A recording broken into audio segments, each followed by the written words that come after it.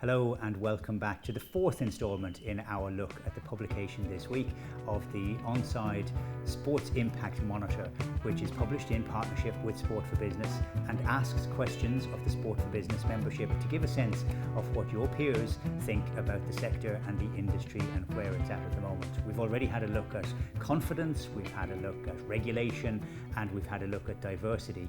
Today we're going to turn our attention to the individual sports and where sponsors feel that the greatest potential might lie. We're joined once again by Kim Kerwin from Onside Sponsorship. You're very welcome to the lovely surroundings of the KPMG Platform X studio here. Tell us a little bit about where sports are in relation to each other in the minds of the sponsorship managers at the moment. And I guess one to look at has got to be football. Yeah. The FAI has the biggest single property which is out there on the market at the moment. How do sponsors view the world of football? Yeah, I mean, 87% found soccer to be an attractive asset for sponsors to invest in. So again, very high. That came in at number 4.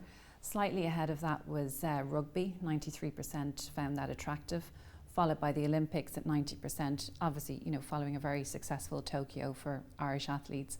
And then GAA came in third place at 88%. So, we would see that coming through in the Onside deals tracker. A lot of the deals last year, particularly around Q4, were in rugby, particularly in provincial rugby. And we saw a lot of the growth in Q1 this year was driven by GAA. So certainly something that we see backed up in our own data. And those are very high figures around the high viewership, the high participation sports, that are very much referred to as the big 3. And if you throw the Olympics in there as the big 4, the sport is a very broad universe, though. So, what other sports down there in the mix surprised us? I must admit, I looked at it and I thought that the figures in relation to hockey and boxing were a little bit lower than I might have expected, given the success that they've had over recent years. Yeah, and I think it might be due to participation, but again, they still perform very highly, 60% and 52%. But I suppose what we see with boxing is, there's more about the stars of boxing. So the likes of Kelly Harrington, Katie Taylor consistently come up as the most admired athletes, sports people in Ireland. So, I think it's more probably about the sports stars in boxing. Other sports that we saw performing very strongly, Paralympics and golf. They came in at 84%. So again, very, very high. And another one that came in very strongly was rowing at 72%. And again, due to probably the success of the Irish athletes in that sport, and that was actually about 10 percentage points ahead of other Olympic sports. So that was one to watch, certainly. Okay, that'll be very good news for Michelle Carpenter, and of course the football figure. Yeah. Good news to Louise Cassidy, who has just joined the organisation as their new marketing and communications director as well.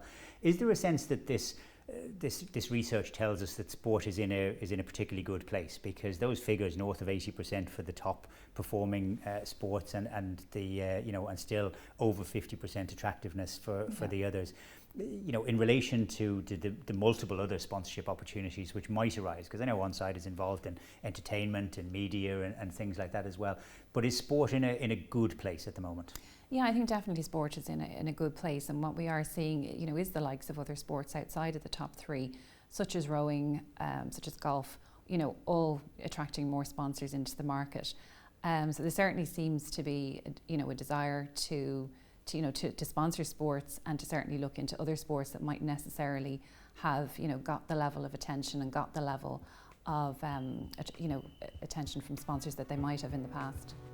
Well, with KPMG and Horizon coming on board with golf, they will certainly be looking at those numbers and thinking that they made the right call.